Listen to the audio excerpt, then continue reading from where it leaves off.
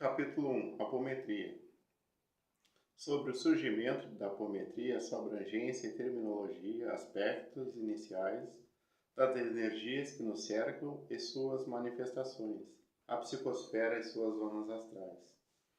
No Brasil, quem primeiro experimentou o desdobramento induzido, desmembramento dos corpos energéticos de um indivíduo encarnado, induzido por outrem, foi o farmacêutico e bioquímico Dr. Luiz Rodrigues, natural de Porto Rico, radicado no Rio de Janeiro. Sua técnica foi chamada de hipnometria. A hipnometria foi defendida no 6º Congresso Espírita Pan-Americano, em 1963, em Buenos Aires, Argentina. Essa técnica consistia na aplicação de pulsos magnéticos concentrados e progressivos no corpo astral do paciente, ao mesmo tempo que, por sugestão, comandava seu afastamento e desmembramento, e pelo Dr. Luiz Rodrigues, esta técnica vinha sendo empregada em enfermos no geral, obtendo resultados satisfatórios, sem o uso da integração ao espiritismo, uma vez que não era médico espírita. Essa técnica consistia em desdobrar os corpos espirituais e enviá-lo para tratamento no astral. Nada novo nisso, uma vez que os egípcios utilizavam seus templos com os mesmos fins. Na época, os pacientes eram convidados a dormir nos templos, enquanto pelo desdobramento do sono, seu espírito eram tratados pelos médicos astrais. Em 1965, o Dr. Luiz Rodrigues demonstrou sua técnica em Porto Alegre, durante a palestra no Hospital Espírita de Porto Alegre, HEPA, então presidido pelo Sr. Conrado Rigel Ferrari. A partir desse acontecimento, não tivemos mais notícias do doutrinador porto-riquenho.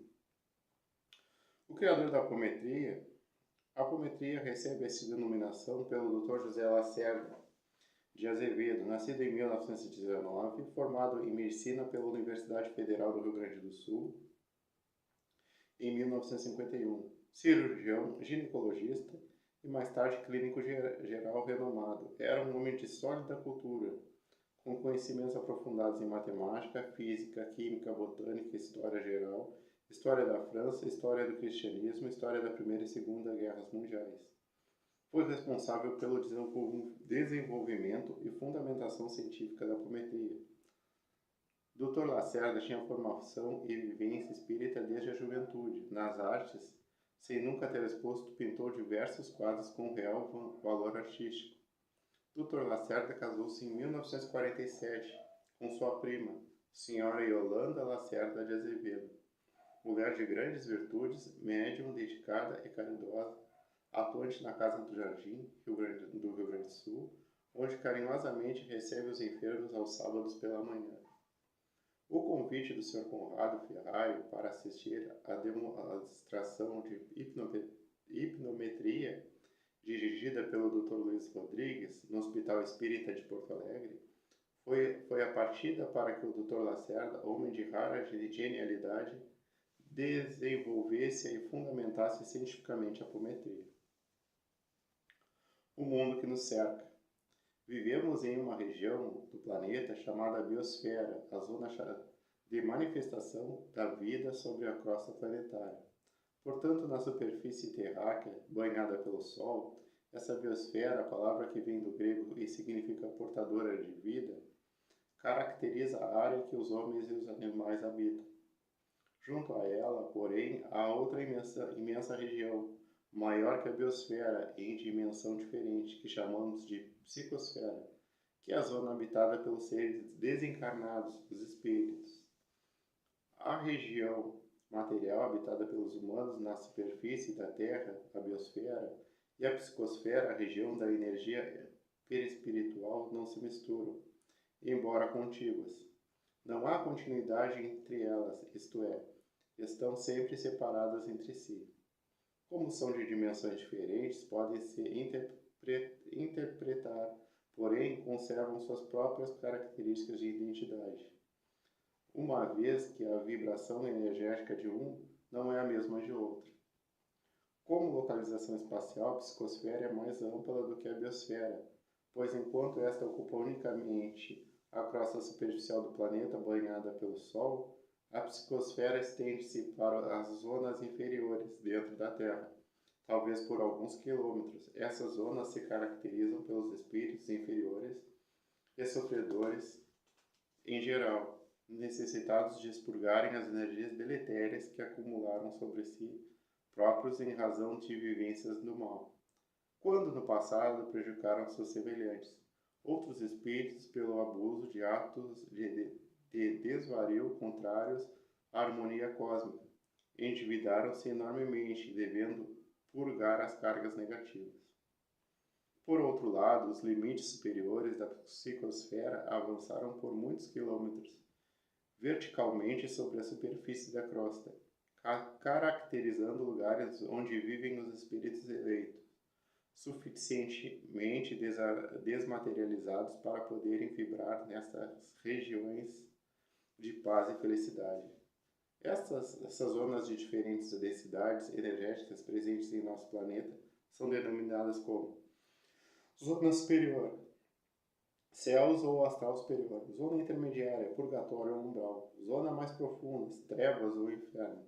Junto conosco, vivendo em ambiente nosso, embora separados pelos parâmetros dimensionais, encontram-se em grande número entidades espirituais de baixo nível evolutivo, preocupadas com os comezinhos problemas humanos, negócios, paixões, ódios, amores mal correspondidos, preocupações com familiares, dores, angústias e todo o cortejo de sofrimentos morais e físicos, tal qual os homens mortais. A maioria vive ainda na Terra na erraticidade, isto é, sem finalidade útil. Perambulando ao léu, outros nem se deram conta de que estão desencarnados. A ação do pensamento perturbado desses milhares de espíritos dá como resultante uma nota tônica definida, um padrão vibratório característico que nada mais é do que o somatório de todas essas emissões de frequências desencontradas, sintônicas ou antagônicas, fruto dos pensamentos e interesses dos encarnados e desencarnados. Por estarem matizados pelas emoções de cada um deles, tem força viva, pois é o sentimento que dá matriz emocional aos nossos atos, tornando-se mais ou menos ativos e perigosos para os homens. Nessa situação, somos grandemente influenciados e até prejudicados por esses diversos campos magnéticos, tudo de acordo com o nosso próprio padrão vibratório e nosso grau de sintonia com esses campos adversos. Por esta razão, devemos tomar a precaução de elevar o mais possível nosso próprio padrão vibratório, a fim de nos isolarmos do ambiente que nos cerca mormente nos momentos dedicados ao intercâmbio salutar com os espíritos. Como acontece nas sessões espíritas, para alcançarmos esse nível espiritual, a primeira técnica geral recomendada é a prece. Através dela, vamos implorar o auxílio espiritual pela assistência dos irmãos maiores, que nos vigiam mais de perto e nos protegem. Dr. José Lacerda de Azevedo, Espírito Matéria, Novos Horizontes para a Medicina, Porto Alegre, 2002.